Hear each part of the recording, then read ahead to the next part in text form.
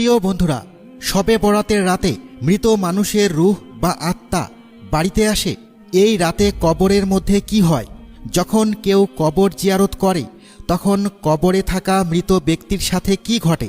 শবে বরাত এলেই বহু মানুষের মনে এই প্রশ্নগুলো জেগে ওঠে।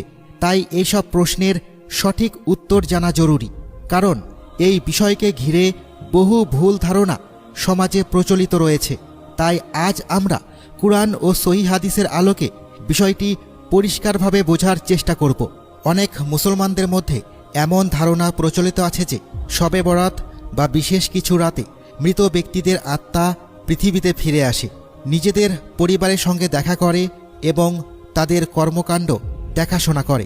কেউ কেউ মনে করেন তারা জীবিত আত্মীয়দের সঙ্গে ইবাদতে অংশ নেয় কিংবা তাদের খোঁজ খবর নেয়।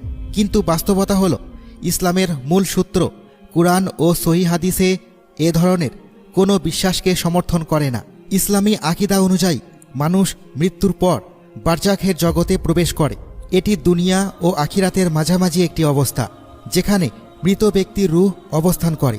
এই অবস্থায় কোনো মানুষই নিজ ইচ্ছায় আবার দুনিয়ায় ফিরে এসে জীবিত মানুষের সঙ্গে যোগাযোগ করতে পারে না। আল্লাহ তাআলা এই ধরনের ক্ষমতা কাউকে দেননি।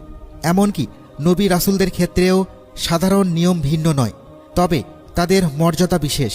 সহিহ হাদিসে বর্ণিত হয়েছে, যখন কেউ নবী মুহাম্মদ সাল্লাল্লাহু আলাইহি ওয়াসাল্লামের প্রতি দরুদ ও সালাম পাঠ করেন, তখন আল্লাহ তাআলা বিশেষ কিছু ফেরেশতাকে নিযুক্ত করেছেন, যারা সেই সালাম তার কাছে পৌঁছে দেন।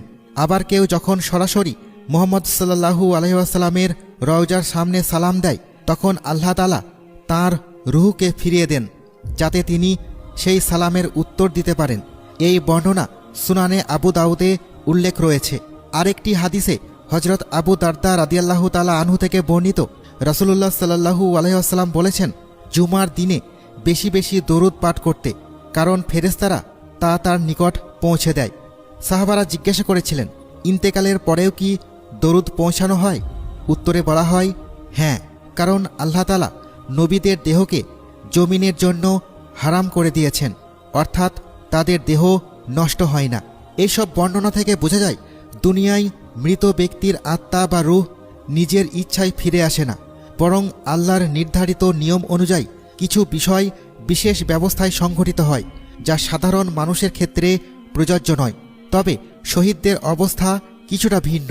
যারা আল্লাহর পথে জীবন উৎসর্গ করেন, তাদের জন্য বিশেষ মর্যাদা রয়েছে।